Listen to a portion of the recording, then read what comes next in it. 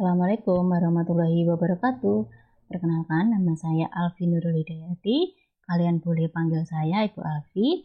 Di sini saya mengampu mata pelajaran prakarya dan kewirausahaan kelas 10. Nah, baik anak-anak, pada pertemuan kita kali ini saya akan sedikit membahas tentang kerajinan dan wirausaha tekstil.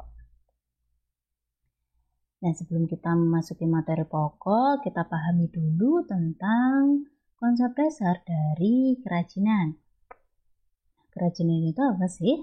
Kerajinan itu adalah produk yang menuntut keterampilan tangan atau produk yang dihasilkan melalui keterampilan tangan baik tanpa menggunakan alat bantu maupun dengan menggunakan alat bantu sederhana.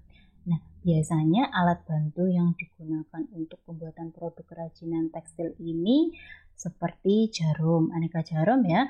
Ada jarum jahit tangan, kemudian jarum kristik, jarum sulam, dan lain-lain.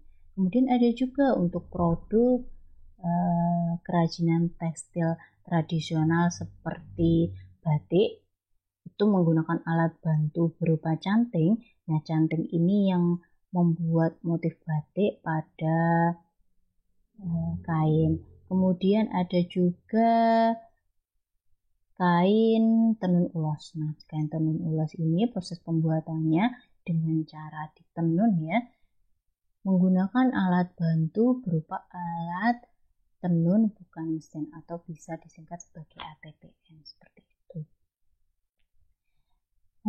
Next, kalian bisa perhatikan contoh produk kerajinan berikut ini. Yang pertama ada tas laptop.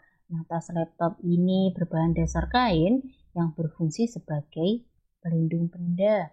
Kemudian yang kedua ada kap lampu. Nah, kap lampu ini juga berbahan dasar kain ya, yang berfungsi sebagai pelengkap interior.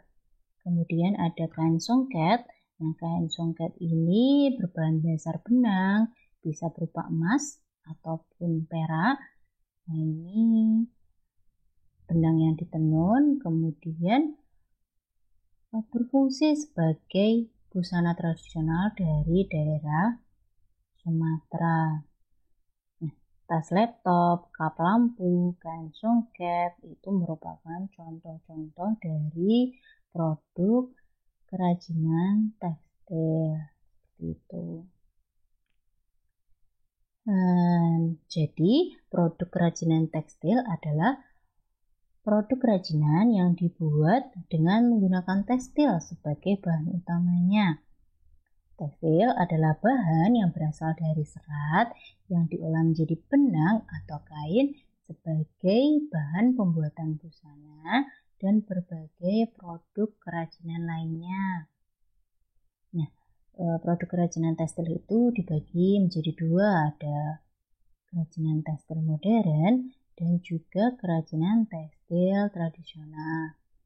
Kita bahas dulu tentang kerajinan tekstil modern. Nah, kerajinan tekstil modern itu adalah kerajinan yang banyak digunakan untuk memenuhi kebutuhan praktis atau fungsional seperti kebutuhan sandang, pelengkap interior, dan pelindung benda. Contohnya untuk kebutuhan sandang, contohnya adalah busana, kemudian sepatu, topi, tas, dan lain-lain.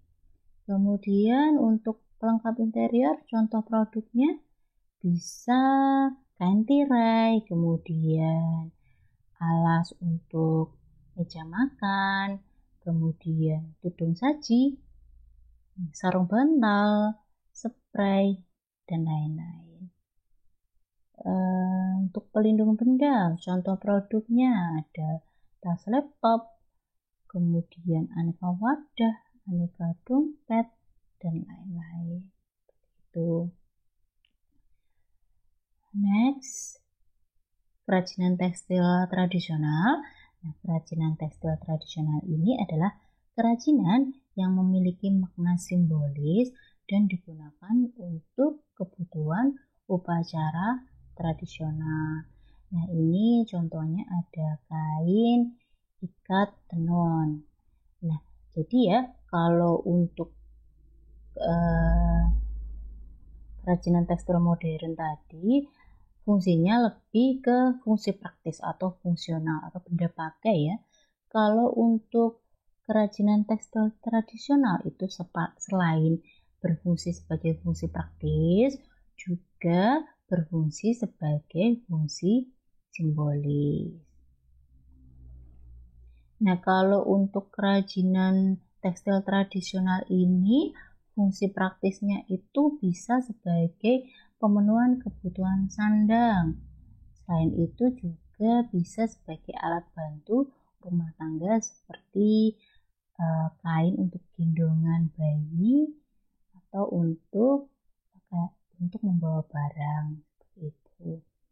Nah, kalau untuk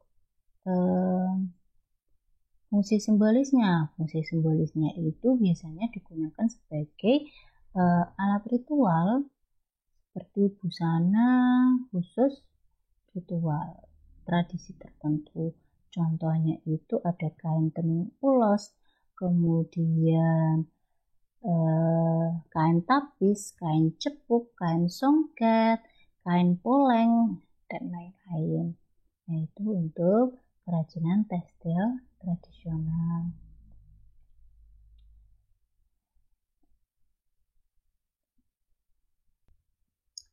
Motif ragam hias kerajinan tekstil secara garis besar dibagi menjadi dua, ada ragam hias murni dan juga ragam hias simbolis. Nah, ragam hias murni adalah ragam hias yang hanya berfungsi untuk memberi nilai tambah estetika pada benda tersebut dan tidak berhubungan dengan nilai fungsi benda tersebut. Contohnya pada busana di samping ini, nah ini busana yang sudah dipayet ya. Nah, ini hanya memberikan nilai tambah estetika saja tanpa berhubungan dengan nilai fungsi benda tersebut. Jadi hanya murni sebagai hiasan atau keindahan saja. Kemudian ragam hias simbolis adalah ragam hias yang selain berfungsi memperindah juga memiliki makna tertentu yang bersumber dari adat istiadat, agama, maupun sistem sosial. Nah, contohnya di sini ada batik Sidomukti. Nah, tentunya batik model ini, jenis ini sudah tidak asing lagi ya buat kalian. Nah, ini memiliki makna simbolis dari asal katanya. Sido mukti, sido dan mukti. Kalau sido itu artinya jadi, menjadi atau terus-menerus. Kemudian mukti, mukti itu adalah mulia dan sejahtera. Nah, jadi digabung sido mukti adalah menjadi mulia dan sejahtera. Nah, batik motif ini biasanya digunakan untuk upacara pernikahan adat Jawa, mulai dari siraman, kemudian ijab atau akad, sampai ke panggih. Gitu. Nah, untuk ragam hias simbolis lainnya seperti ragam hias pohon hayat, ragam hias burung poniks, ragam hias swastika, dan lain-lain. Seperti itu. Nah, baik, itu tadi sedikit pembahasan kita tentang mengenal kerajinan tekstil. Di pertemuan selanjutnya kita akan membahas tentang material tekstil dan juga proses pembuatan kerajinan tekstil. Semoga apa yang kita dapatkan kali ini bisa bermanfaat untuk kita semuanya. Jangan lupa untuk selalu jaga kesehatan dan jangan lelah untuk terus belajar ya. Sekian dari saya. Assalamualaikum warahmatullahi wabarakatuh.